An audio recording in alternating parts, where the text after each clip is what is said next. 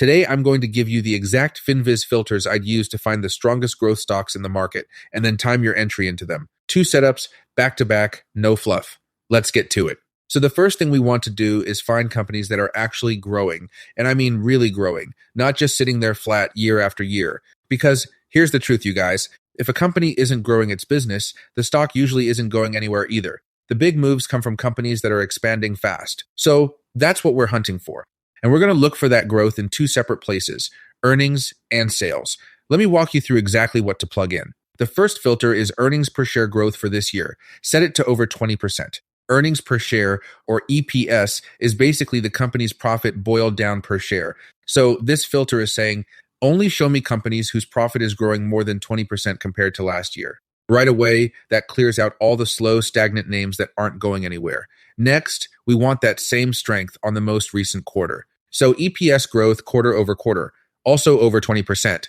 This one's important, you guys, because it tells you the growth is happening right now, not something that was hot 2 years ago and has since cooled off. And then we go a little deeper for proof. EPS growth over the past 5 years, over 20% as well.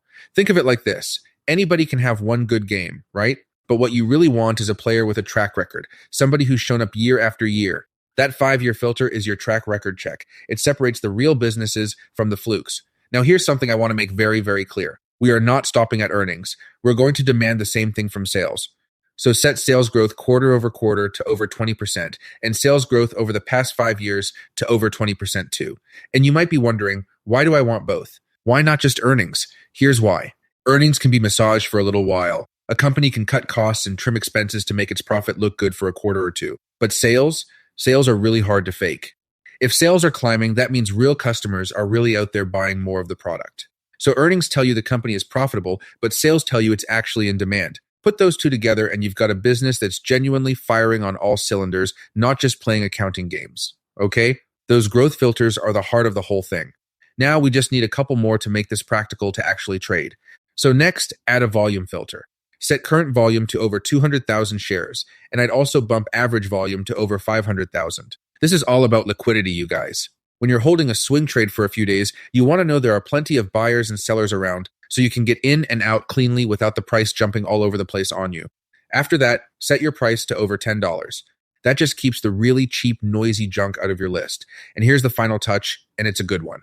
The strongest growth stocks are almost always the ones already pushing to new highs, not the ones sitting beaten down at the lows. So add one more filter. Price within about 10% of its 52-week high. Now you're not just finding companies that are growing, you're finding the growing companies the market is already rewarding. And that's a powerful combination. So take a step back and look at what you've built.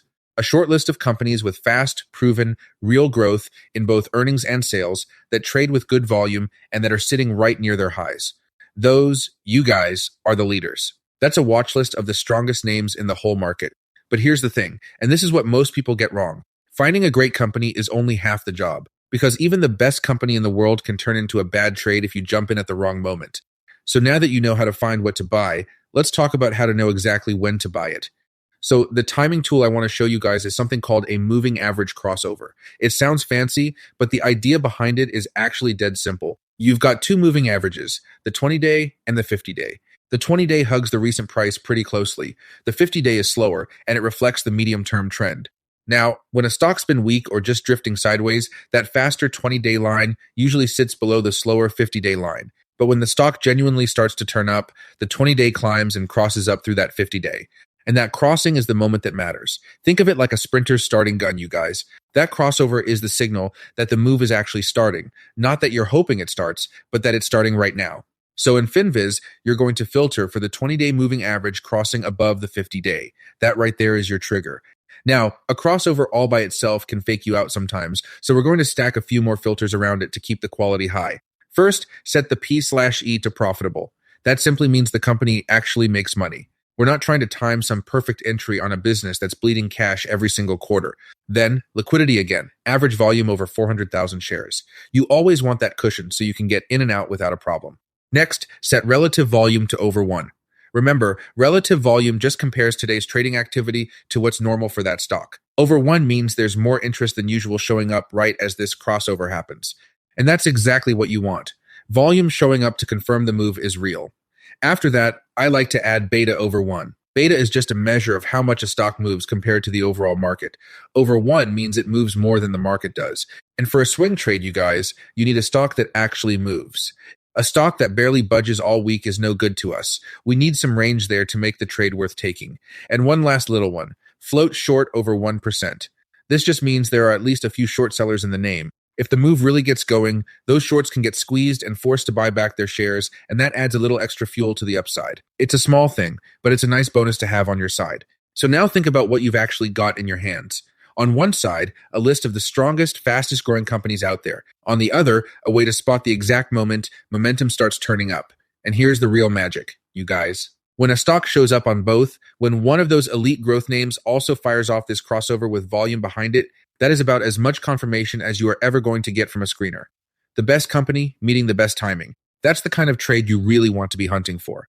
Now, I want to be very, very clear, like I always am with you guys. None of this is a guarantee. A crossover can still fail. A great company can still drop on bad news out of nowhere.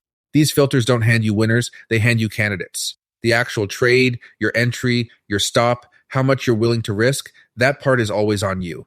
This is education, not financial advice. And one honest note, every bit of this works on the free version of Finviz. You do not need to pay for anything fancy to run it. So here's what I want you to do. Don't just copy my exact numbers and run with them blindly. Build these out for yourself, save them, and run them for a couple of weeks before you risk a single dollar. Watch how the lists behave. Pay attention to which names keep popping up on both. Put in the work, backtest it, and make it yours. And a quick recap, because I know I threw a lot at you. One set of filters finds you the strongest growth companies. The other tells you when they're actually starting to move.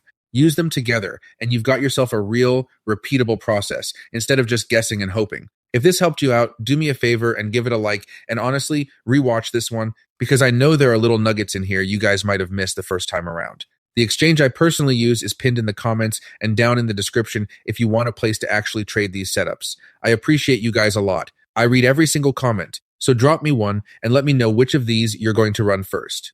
I'm always here to make some good videos. I'll catch you guys in the next one.